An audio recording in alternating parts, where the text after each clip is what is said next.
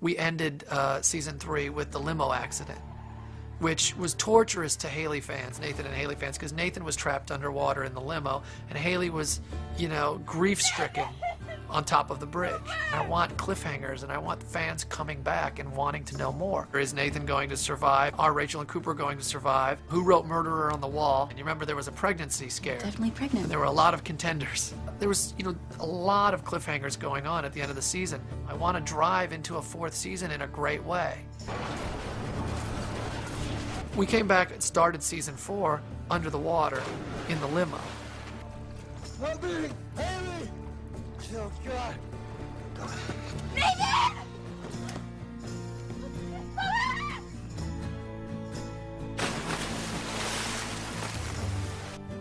Nathan! I think that this year, more than any other year, Nathan emotionally has been tested. It's been quite a task for me to, you know, really step up to the challenge and you know, take the character and really get inside of him, you know, and try to relate to that pain that he feels when he comes out of a near-death experience. Love you. You create obstacles for your characters, and you know, you hope that they'll find their way to a better place. And sometimes they won't. You know, sometimes if they're villainous, they'll stumble and fall, and then they'll make it worse.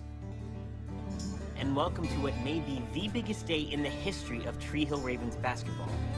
The state championship episode that we shot this season, where we all went to Raleigh to the RBC Center, and we all got to play some ball for a few days, and you know, where NC State plays, and it turned out to be a really, you know, great, moving episode. There are tears and there are questions, starting with what got into Scott. I mean, he's got a lot of explaining to do. I think that episode sort of epitomized everything that One Tree Hill was about. You know, all the turmoil, and then again, all the retribution, you know, that comes with these characters.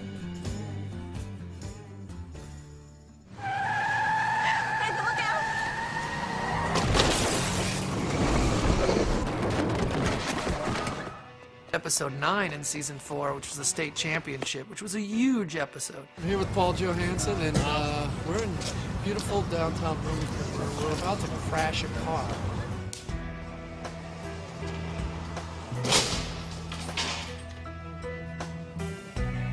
Dante hit Haley with the car, and Nathan beat Dante, and Dan took the fall. Go on. Haley needs you. Your child needs you. Go! And Lucas had his heart attack. And, you know, it was a huge situation, and yet the follow-up episode to that episode was Lucas thinks he sees his Uncle Keith, and Keith tells him it's okay. Craig Sheffer's a very dear friend of mine and a terrific actor and an incredible asset to the show, and I hated the idea that he wouldn't be around. Craig Sheffer was killed, murdered last season. He came back to be in episode 410 this year as our otherworldly figure. Okay, look, I don't understand this. I mean, what are you? An angel? A bad dream? More like a guide. A guide.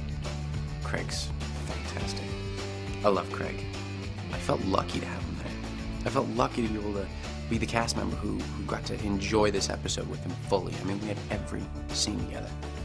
I can't even pay my rent since he fired me. Oh, God. It's really been a painful year. It was really fun to actually, you know, to be a ghost and play off that. Yeah, I'm not angry. I have no anger at all. See, does that look like a man that has no animosity?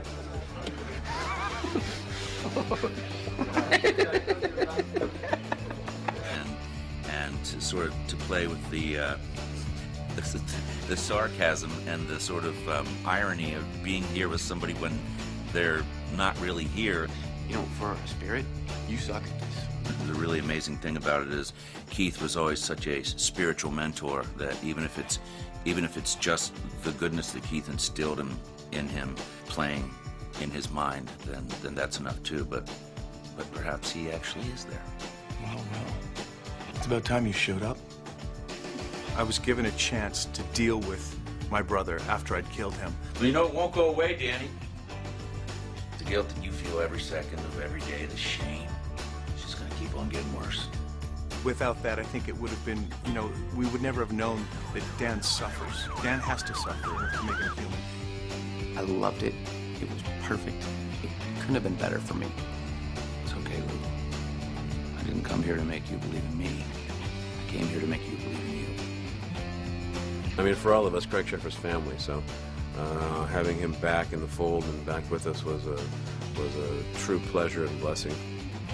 You know, there's not a lot of family, like adults in the show, and we get teased for it. And it's okay, because what I always loved was there is a family among the kids, and they reach out to each other and they help each other. And to me, that's what the show is.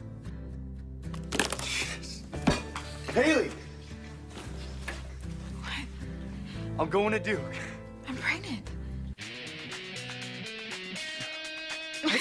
It's been a really fun, you know, I love wearing those pregnancy pads. I'll show you what it looks like. Oh. Not to ruin the magic or anything, but looks like a, you know, piece of underwear, but it's got a little thing in it. Anyway. So it looks like I have a belly.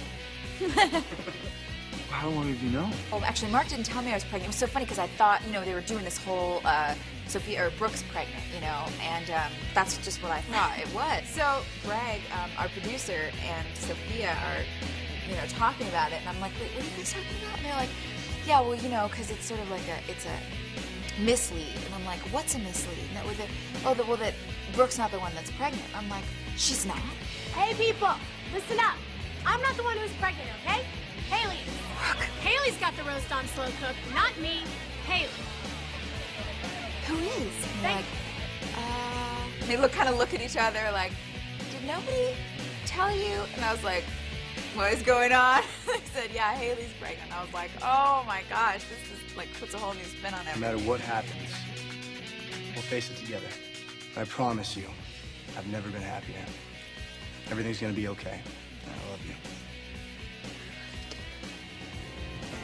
It has absolutely been like high school, and you know, aside from the drama, every high school has drama, and we've had plenty of it. I'm very lucky. I'm very fortunate to ever have had this opportunity to have a television series that's gone 88 episodes. When we shot that pilot for season 1, that first episode, I could have never fathomed that, you know, I would be 21 years old, going on 22, still shooting, you know, One Tree Hill, still having a great time. The fans really rallied behind us, and you know, we weren't supposed to be back for season 4, and they're the reason we are back. That's just huge, and that's something that we all will never be able to be grateful enough for. It's mind-blowing to me, and it just all becomes sort of like, you know, surreal, like it's playing out in front of me and this isn't really happening. And my favorite time of the day is when I hear the word action, and then I get like a little less happy when I hear the word cut.